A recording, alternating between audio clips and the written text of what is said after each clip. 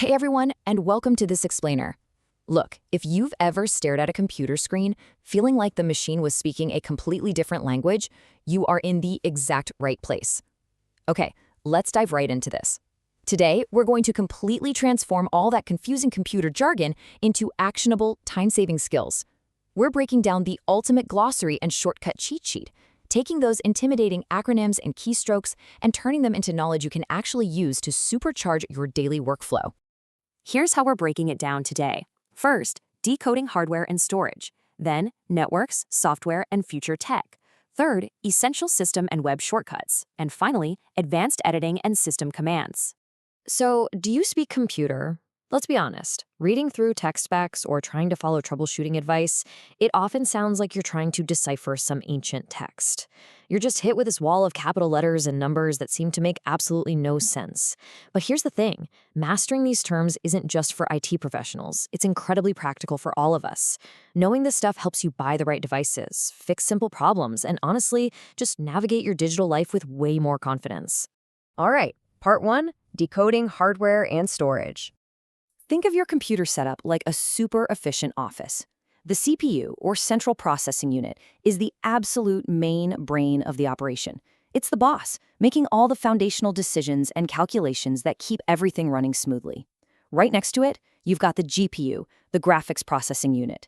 So if the CPU is the boss, the GPU is the art department.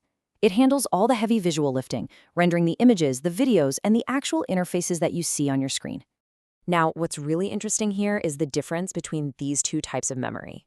Think of RAM as your temporary workspace. It's kind of like the top of your physical desk. It holds whatever apps and files you're actively working on right now. The more RAM you have, the more things you can have open at once without your system bogging down. But when you turn the computer off, that desk is wiped completely clean.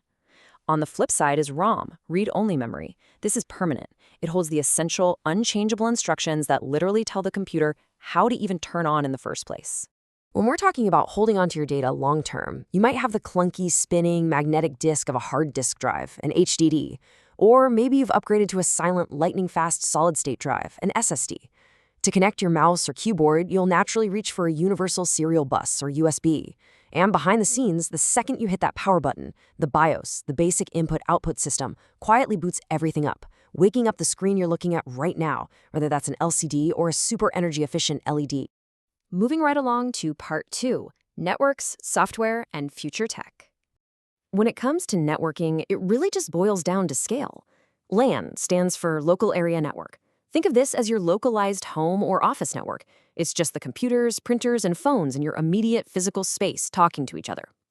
WAN, on the other hand, is a wide area network. These are massive, overarching networks that span entire cities, countries, or even the globe. It honestly made so much sense to me when I realized the internet itself is really just the ultimate wide area network. Picture this. You're trying to safely browse a website at a local coffee shop. You might fire up a virtual private network, a VPN, to create a secure tunnel so your device's unique IP address stays hidden. Then, you type your favorite URL using the cafe's Wi-Fi. In literally a split second, you're seamlessly navigating the World Wide Web, guided by the Domain Name System, or DNS, all powered by data from your internet service provider, your ISP. It's this beautifully orchestrated dance of acronyms happening entirely behind the scenes. Behind every seamless web experience, your computer's operating system, or OS, is quietly rendering HTML pages over secure HTTPS connections. You might be downloading a PDF or searching a massive database using SQL. And remember, none of this works in isolation. Software is constantly talking to other software through an API, while you interact with it all visually through a graphical user interface, a GUI. But looking ahead, this traditional software foundation is being supercharged by emerging tech like artificial intelligence and machine learning, fundamentally changing how computers process data. And who knows, eventually, we might stop looking at flat screens altogether and step into immersive worlds driven entirely by virtual and augmented reality. Okay, part 3, essential system and web shortcuts. Time to build a need for speed. Look, the mouse is great and all, but constantly taking your hands off the keyboard really slows you down. These shortcuts are absolute lifesavers. Imagine your boss walks by while you're, shopping online. Windows plus D instantly hides everything and shows your desktop. Or if you need to step away for a coffee, Windows plus L securely locks your machine before anyone can mess with it. Buried in work and need a file quickly, Windows plus E pops open the File Explorer. And of course, jumping between tasks is completely seamless with Alt plus Tab, while Control Z and Control Y act as your ultimate undo and redo safety nets. Now, we have absolutely all been there. You're deep into researching something, you've got a dozen tabs open, and in a moment of clumsy clicking, you accidentally close the exact browser tab you were just reading. It is a universal feeling of total digital panic. But guess what? There is a tremendously satisfying solution to this problem. Just press Control plus Shift plus T. This specific shortcut acts as a literal digital lifesaver. It immediately reopens the last closed tab in Chrome, Edge, or Firefox. I mean, it is practically magic, and I guarantee it's a shortcut you are going to use constantly once you commit it to memory. Honestly, once you realize you can basically surf the web without even touching your mouse, it is a complete game changer. You can rapidly spawn new tabs with Control T, kill them with Control W, and if you lose a downloaded file in all the chaos, Control J instantly pulls up your downloads. If you're scanning some massive Wikipedia article looking for one specific detail, Control F finds that text instantly. Need to go back to yesterday's deep dive? Control H pulls up your history. And if everything just completely stalls out, Control R refreshes the page and gets you moving again. And finally, Part 4, Advanced Editing and System Commands. Let's make you a true power user. This right here, this is the holy trinity of text editing. Grabbing everything at once with Control A, silently copying it to your invisible clipboard with Control C, and deploying it exactly where you need it with Control V. Once these three become pure muscle memory, your workflow speed is absolutely going to double. Instead of hunting through tiny, annoying menus to format a massive 50-page report, you can instantly bold, italicize, or underline text right from the keyboard with Control B, I, and U. Need to move an entire paragraph? Control X cuts it out perfectly.